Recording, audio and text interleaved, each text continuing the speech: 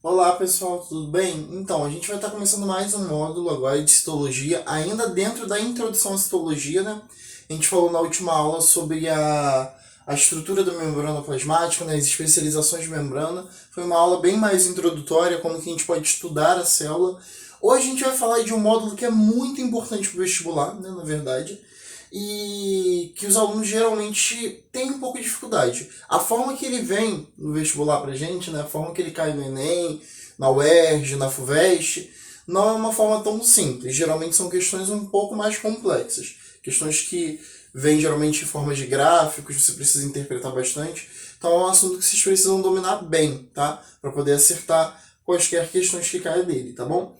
É o transporte através da membrana. Então a gente vai estar falando de todos os transportes que podem ocorrer através da membrana plasmática, tá?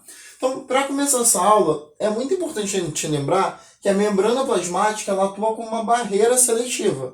Ou seja, eu tenho aqui essa estrutura da membrana, né? De um lado eu tenho o meio extracelular e de outro lado eu tenho o meio intracelular, certo? Então, coisas podem vir de fora da célula para dentro da célula ou coisas podem sair de dentro da célula para fora da célula, certo? Então, assim, aí o que vai estar acontecendo aqui é que essa membrana ela vai estar atuando como essa barreira seletiva. Então, ela vai estar controlando o que pode entrar e o que pode sair e a quantidade que vai estar entrando e a quantidade que vai estar saindo, tá? Só que como ela é seletiva, né, como existe uma permeabilidade seletiva ali, para qualquer coisa entrar ou sair, depende de alguns fatores, tá? Então, para poder entrar ou sair, depende de fatores como, por exemplo, carga. Tá? Então, só vocês lembrarem que existe cargas nessa membrana, né? Essa membrana externa, por exemplo, ela é positivamente carregada, certo? Já a membrana interna ela é negativamente carregada. Então, a carga é um fator sem sombra de dúvidas. A polaridade é um outro fator.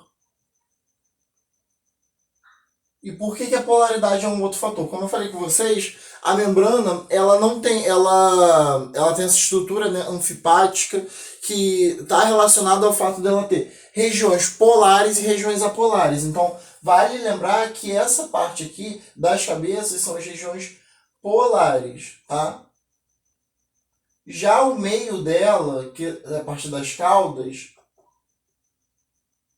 ele é apolar. Então, assim, quais moléculas vão ter mais facilidade? Aí a gente tem que separar as moléculas em moléculas polares pequenas, moléculas polares grandes, moléculas apolares pequenas, moléculas apolares grandes. Então, quem vai ter mais facilidade, quem vai ter mais dificuldade? Então, com certeza, quem tem mais dificuldade de passar a membrana é uma molécula polar grande, certo? Porque ela vai ter mais dificuldade de atravessar essa membrana plasmática, tá bom? Então, a polaridade é um outro fator.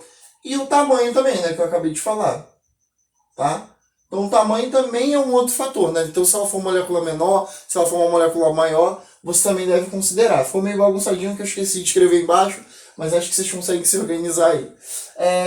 Outros conceitos que são muito... Então, a primeira coisa que você tem que pensar é lembrar da membrana como uma estrutura, como uma barreira seletiva, que vai estar controlando o que entra e o que sai dali, tá bom? Outra coisa que a gente precisa lembrar são alguns conceitos importantes, como conceitos de soluto e solvente. Então, assim, uma solução, vocês verão lá na Química Melhor, uma solução ela é constituída por soluto e solvente. O que é soluto? O soluto é o que vai estar dispersante ali, é o que vai estar disperso, perdão. E o solvente é o meio dispersante, tá? Então, por exemplo, se eu pego água e sal, aqui o soluto vai ser o sal, NaCl, e o solvente vai ser a água, H2O. Porque você pega o sal e você dissolve na água, certo? Então, de modo geral, o soluto, estou falando de sais, estou falando de açúcares, estou falando dessas moléculas que são características de estarem dispersas ali naquele meio. Já o solvente é um meio dispersante. Na biologia, a maioria dos solventes que a gente fala, geralmente é a água mesmo. Na química, vocês verem vários tipos de solventes, né? Como, por exemplo, até para absorção de lipídios, gestão de lipídios e tudo mais, A água não funciona muito, então usa solventes orgânicos, tipo álcool, por exemplo, entende? Então esses conceitos de soluto, solvente, vocês vão precisar entender bem para poder compreender essa aula, tá bom? Quando a gente entra nos tipos de transporte, a gente pode separar esses tipos em transporte passivo e transporte ativo, tá? E aí tem algumas características desse tipo de transporte que vocês precisam saber. Primeiro de tudo, o transporte passivo, ele não gasta energia. Tá? Vou botar ATP aqui, porque ATP é uma molécula energética que vocês vão entender melhor depois de um módulo de bioquímica metabólica. Mas toda vez que vocês verem ATP, dentro da citologia, você pode pensar isso como energia, tá bom? Então, ATP aqui vai atuar como energia.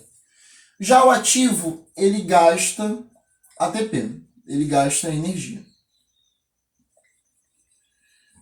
E o passivo, ele não gasta energia, por quê? Porque ele vai a favor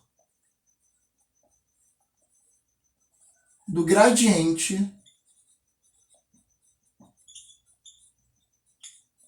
de concentração. Tá? Então, o transporte passivo, ele é a favor do gradiente de concentração. O que significa ser a favor do gradiente de concentração? Eu costumo dizer que gradiente de concentração é o sentido lógico, né? Como assim sentido lógico? Você tem, por exemplo, tem duas salas de... Você vai se consultar com o médico. Tem duas salas de espera ali, tá? Então você tem uma sala direita e uma sala esquerda. E aí você chega à recepcionista e fala, olha, você pode esperar tanto na direita quanto na esquerda. E aí você vai, olha na direita, e na direita tem, sei lá, 16 pessoas. Na esquerda tem só 4. E aí você vai para a direita. Isso aí conta o gradiente. O sentido, o gradiente de concentração seria essas 6 pessoas que estão a mais na direita irem para a esquerda para tentar equilibrar. Então, trazendo isso para a célula, o que significa?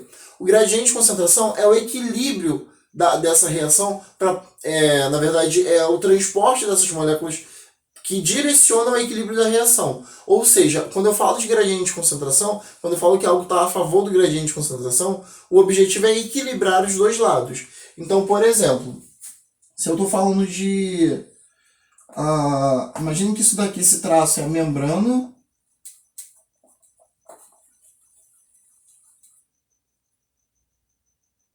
Tá? Eu tenho, aqui, esse traço é a membrana. Eu tenho 5 moléculas de um lado e uma de outro. O que é ir a favor do gradiente de concentração? É essas duas migrarem para cá e esse lado passar a ter 3. Vai equilibrar. Isso aí é a favor do gradiente de concentração. O que é ir contra o gradiente de concentração? É essa molécula ir para cá e esse lado ficar com muito mais do que esse.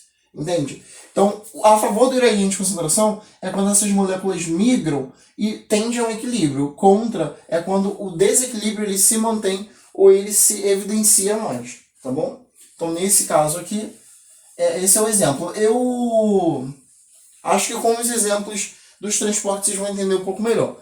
Então, ele é a favor do gradiente de concentração. Já o transporte ativo é contra o gradiente de concentração, tá? E aí, isso você tem que saber muito, tá, gente? Então, essas duas características aqui são as principais características que vão diferenciar um transporte passivo de um transporte ativo. E aí, nós temos alguns... Então, vocês sempre devem levar em conta o gradiente de concentração. Isso é muito importante. Então, quando vocês forem fazer uma questão, quando vocês forem estudar lá, vocês devem levar em conta se está saindo do lado mais concentrado e indo para o menos concentrado, para poder equilibrar, ou se está saindo do menos concentrado e indo para o mais concentrado. Tá? Então, aqui no passivo, ele vai sair do mais concentrado e vai ir para o menos concentrado. Já aqui no ativo, ele vai sair do menos concentrado e vai ir para o mais concentrado, tá? Então, isso é bem importante, tá? Para vocês conseguirem fazer as questões, vocês vão precisar diferenciar isso. Existem 3 tipos de transporte passivo principais, né? Que é a difusão simples, a difusão facilitada e a osmose. Difusão simples e difusão facilitada são exemplos de transporte de soluto, tá? Já a osmose é um exemplo de transporte de solvente. Então, geralmente a gente usa osmose para falar de transporte de água, que é o principal solvente, tá bom? Já transporte de sais, de outras moléculas, de gases, a gente fala a difusão, tá? Essa difusão simples pode ser chamada de diálise também. Não é tão comum, mas eu já vi caindo em prova assim, mas geralmente questões mais antigas, tá? O transporte ativo, ele é bem mais complexo de entender, bem mais complexo. E ele geralmente utiliza bombas, que são bombas ATPase, né? São bombas que vão permitir a quebra do ATP para gerar a quebra dessa molécula aqui para geração de energia, né? E esse transporte ele pode ser um transporte ativo primário, um transporte ativo secundário ou até um transporte ativo em bloco, né? O que seria um transporte ativo em bloco?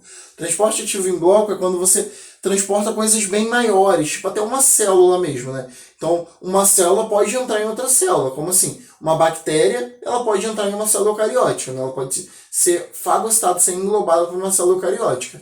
Isso seria um transporte ativo em bloco. O objetivo dos próximos vídeos é destrinchar esses tipos de transporte para vocês. E vai ser um pouquinho complexo, mas vai ser divertido também. Então, vamos pro próximo vídeo para a gente poder falar um pouco melhor desses tipos de transporte.